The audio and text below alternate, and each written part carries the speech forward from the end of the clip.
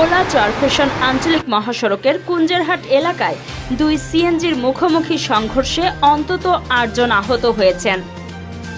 এর মধ্যে আশঙ্কাজনক অবস্থায় ৩ জনকে বরিশাল শেরেবাংলা হাসপাতালে পাঠানো হয়েছে।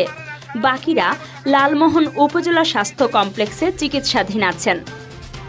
মঙ্গলবার সকাল 9:45টার দিকে ভোলা চরফ্যাশন আঞ্চলিক মহাসড়কের কুঞ্জেরহাট বাজার সংলগ্ন কাজীর রাস্তার মাথায় এ ঘটনা ঘটে।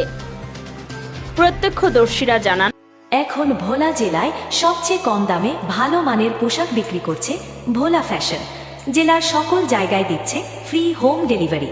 পণ্য হাতে পাওয়ার পর পছন্দ হলে মূল্য পরিশোধ করুন। আপনার পছন্দের পোশাক কিনতে আজই অর্ডার করুন ভোলা ফ্যাশনের ফেসবুক পেজে। সিএনজি দুটির গতি ছিল অনিয়ন্ত্রিত, যার কারণে সিএনজি দুটির চালক গাড়ির নিয়ন্ত্রণ হারিয়ে ফেলেন। ফলে এ ঘটনা ঘটে। ঘটনার পর স্থানীয়রা ভোলা চরফ্যাশন মহাসড়ক অবরোধ করে ঘণ্টাব্যাপী বিক্ষোভ করেন। পরে পুলিশ গিয়ে পরিস্থিতি নিয়ন্ত্রণে আনেন। এদিকে ভোলা চরফ্যাশন আঞ্চলিক এই সড়কটিতে প্রায়ই এমন ভয়াবহ দুর্ঘটনা ঘটে, যার ফলে এই সড়ক দিয়ে চলাচল করা যাত্রীরা সবসময় উদ্বেগ আর উৎকণ্ঠায় থাকেন। কাজী সাইমা, চ্যানেল ভোলা।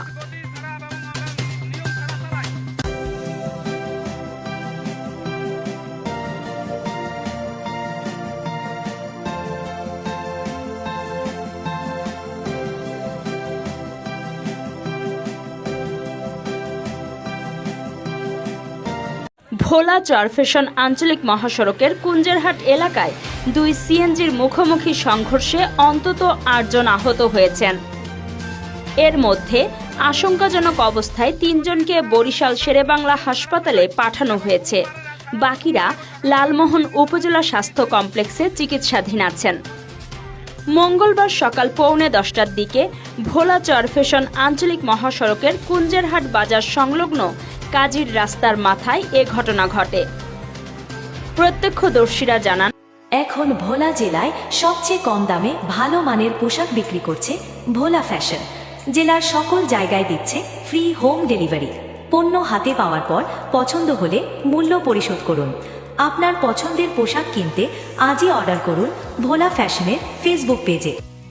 সিএনজি দুটির গতি ছিল অনিয়ন্ত্রিত, যার কারণে সিএনজি দুটির চালক গাড়ির নিয়ন্ত্রণ হারিয়ে ফেলেন। ফলে এ ঘটনা ঘটে।